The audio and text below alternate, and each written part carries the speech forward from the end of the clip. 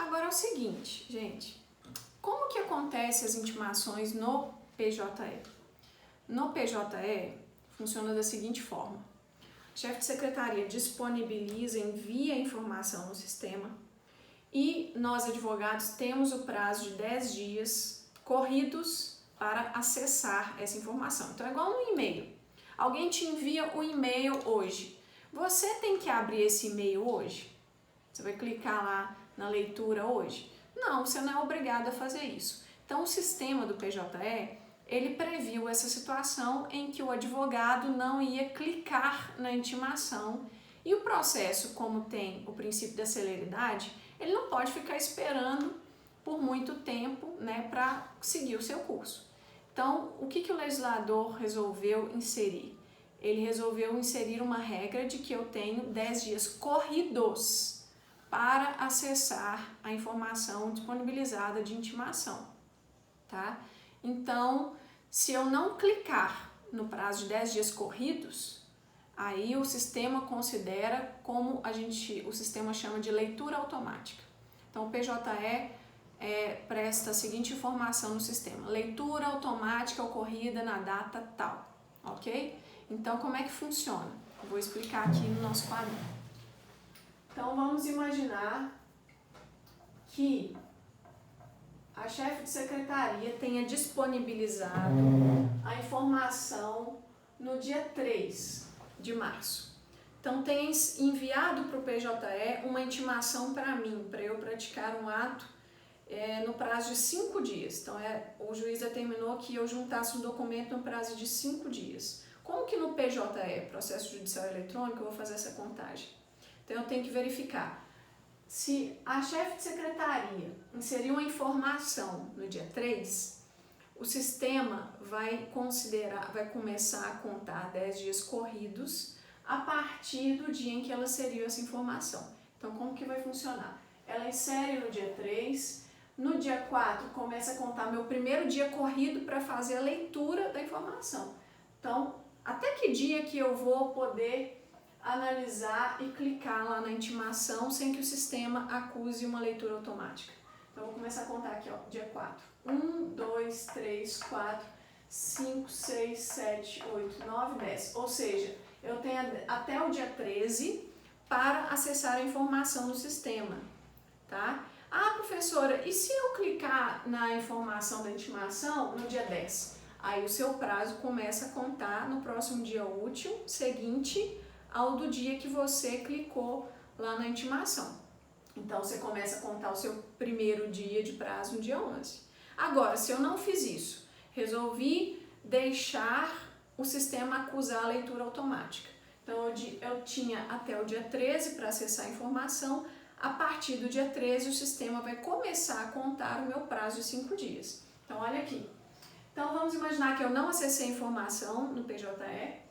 No dia 13, o sistema acusou a leitura automática e, como você sabe, uma coisa é a contagem de prazo para eu acessar a intimação no PJE, que eu conto 10 dias corridos. Outra coisa é a forma que eu conto os prazos processuais. Nós aprendemos que os prazos processuais, eles são contados a partir em dias úteis, né? Então eu vou contar de segunda a sexta-feira. Então, se o sistema acusou leitura automática no dia 13, eu não conto o dia 13, porque é o dia que aconteceu a intimação. Então, como eu disse, eu posso ter visto que o sistema acusou leitura automática meio-dia. Eu teria perdido 12 horas de um dia de prazo. Então, por isso, eu começo a contar o meu prazo de 5 dias só no próximo dia útil seguinte ao da data em que o sistema acusou a leitura automática. Então, qual que é o próximo dia útil seguinte depois do dia 13 aqui? Vai ser no dia 16. Aí eu começo a contar meus 5 dias de prazo a partir do dia 16. Tem 1, 2, 3, 4, 5 até o dia 20 para juntar o documento que o juiz determinou no prazo de 5 dias, ok? Gente, outra informação importante é que existe no artigo 229 a concessão de prazo em dobro para os litisconsortes. Então, olha o seguinte que está falando.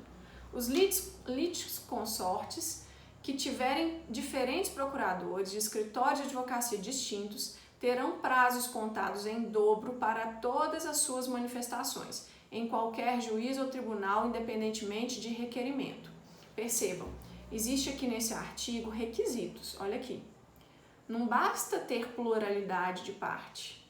Eu tenho que ter nessa situação em que eu tenha mais de um réu, por exemplo, então lá tem 2 réus, e cada um dos réus esteja representado por procuradores distintos de escritórios de advocacia distintos. Por quê? Nós vimos que é direito do advogado ele fazer carga do processo dentro do prazo que ele tenha para se manifestar. Então imagine que o juiz julgou procedente os pedidos do autor e condenou 2 réus ao pagamento de R$10.000. Então, os 2 réus, eles têm o direito de recorrer. E nesse período, em processos físicos, os advogados podem fazer carga do processo, ou seja, levar o processo que está lá na secretaria para o escritório dele para melhor fundamentar o seu recurso, né, para ter acesso. Porque imagina que o processo é enorme, né, então é inviável fazer cópia, né, daquele processo. Então eu posso fazer isso, fazer carga do processo? Posso. Então se eu quiser fazer carga do processo, eu teria em tese o prazo total para fazer a carga do processo. Só que se eu estou representada por advogados distintos, o advogado da outra parte que perdeu também, que foi sucumbente, teria esse direito. Então, o que o código resolveu fazer? Falou o seguinte, olha, nesse caso, para ninguém ficar prejudicado, as partes terão prazo em dobro para se manifestarem, tá? Então, se o prazo para recorrer é de 15 dias, se eu tenho litisconsórcio passivo e os réus foram sucumbentes, ou seja, perderam a ação, eles têm direito de recorrer, só que não vai ser em 15 dias, vai ser no prazo em dobro. Então, eles vão ter 30 dias, tá certo? Que aí os advogados deles podem combinar, olha, você faz carga do processo nos 15 primeiros dias e eu faço na segunda metade desse prazo, tá? Então, se os réus estiverem representados pelo mesmo advogado, que é o mais comum de acontecer, aí nesse caso não terá aplicação do artigo 229, que é o prazo em dobro, porque não haverá prejuízo para nenhum outro advogado, tá? Então, é claro que ele não pode ser beneficiado injustamente. Então, só nas situações de desigualdade é que há essa prerrogativa processual, ok? E aí o parágrafo 2º está falando o seguinte: não se aplica o disposto no caput aos processos em autos eletrônicos. Gente, por que não se aplica o prazo em dobro para o processo eletrônico no caso do litisconsórcio? É porque o processo eletrônico está acessível 24 horas para todas as pessoas envolvidas que quiserem ter acesso, elas vão conseguir. Porque é como se fosse um e-mail. O PJE, eu entro com o meu login, com a minha senha e eu tenho acesso à integralidade ali do processo, em regra, né? Então, nesses casos, eu não tenho ali que fazer carga do processo. Eu simplesmente baixo ele no meu computador, faço download do processo e terei acesso a todos os documentos. Então, não há necessidade do prazo em dobro nesses casos do PJE, ok? Gente, vou falar um pouquinho a respeito da classificação dos atos processuais. Os atos processuais eles podem ser classificados em peremptórios e dilatórios. Qual que é a diferença?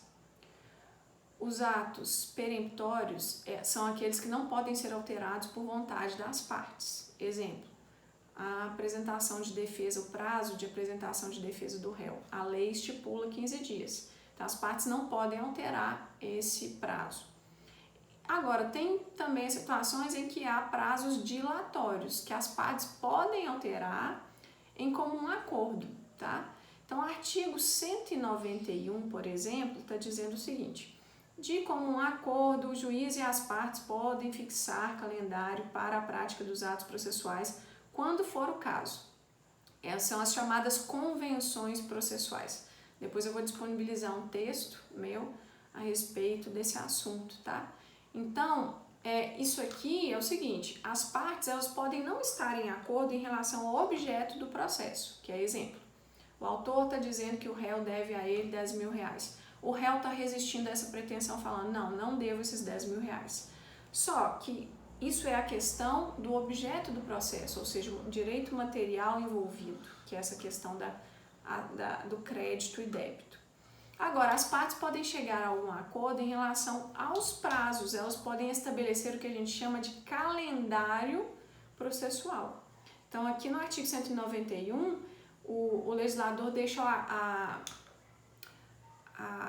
critério das partes e do juiz, em caso de consenso, elas flexibilizarem os prazos aí em que o código estabelece previamente os prazos para a prática dos atos. Então, exemplo, as partes podem convencionar que no processo delas, o prazo para que elas apresentem os memoriais, os pareceres dos seus assistentes técnicos possa ser aumentado, ou seja, ao invés de ser 10 dias, pode ser, por exemplo, 15 dias, ou pode ser 20 dias, entenderam? Então, deixou agora.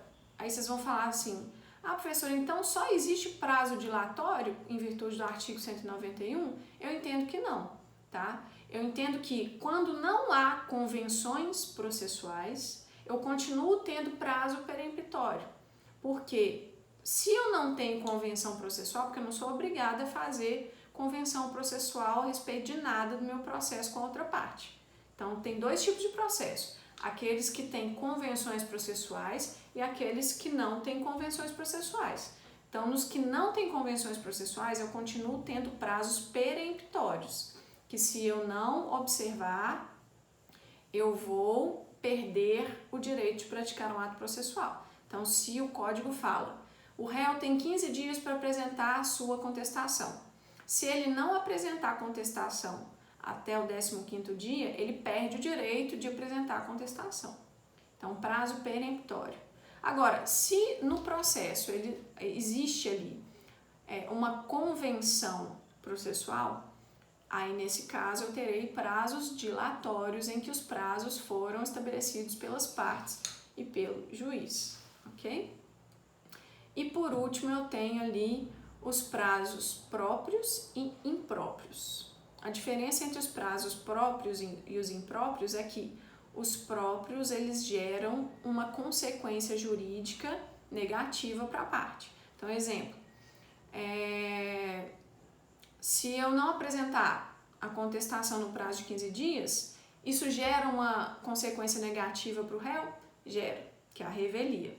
Agora, existem alguns prazos que são impróprios, que são os prazos do magistrado. Então, é claro que o código vai estabelecer que o juiz tem um prazo de 5 dias para despachar, 10 dias para proferir decisão interlocutória e 30 dias para proferir sentença. O que acontece, professora, se o juiz não observa esse prazo?